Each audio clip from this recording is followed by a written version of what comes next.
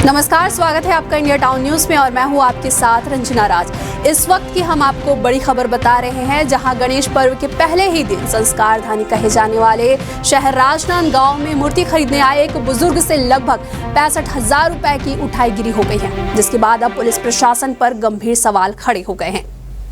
आपको इस वक्त की बड़ी खबर बता दें, राजनांद गांव से जहां एक बुजुर्ग से 65,000 रुपए की उठाईगिरी हो गई है। आप स्क्रीन पर देख सकते हैं कि किस तरह से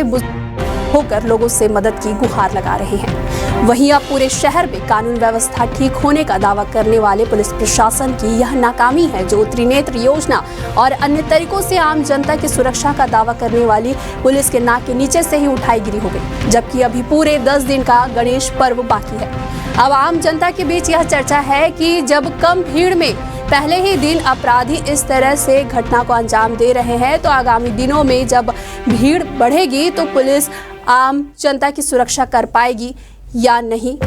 या फिर इसी तरह की घटनाओं से आम जनता को रोज दो चार होना पड़ेगा। वहीं ग्राउंड जीरो पर हमारे संवाददाता सौरभ ताम्रकार मौजूद है।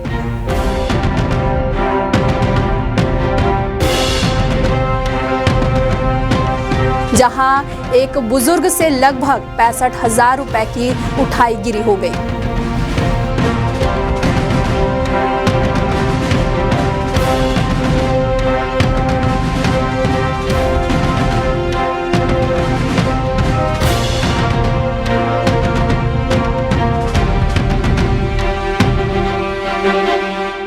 गणेश पर्व के सीजन शुरू हो गए हैं और इस गणेश पर्व के सीजन के बाद राजनांद गांव के नगर निगम क्षेत्र यानी कि फ्लाईओवर के नीचे में निगम के द्वारा यहाँ पर कुछ दुकानें दिए गए हैं अस्थायी रूप से, ताकि यहाँ पर मूर्तियों की बिक्री की जा सके। मगर सबसे बड़ी घटना यहाँ पर अभी एक वर्तमान में हाल ही में हो चुका है कि एक परिवार के लोग कुछ लोग यहाँ पर आए हुए थे गणेश भगवान की मूर्ति लेने के लिए, और लेने के बाद जब मूर्ति का पेमेंट यानी कि पैसे दुकानदार को दिए, उसके बाद बाकी के बचत कुछ पैसों को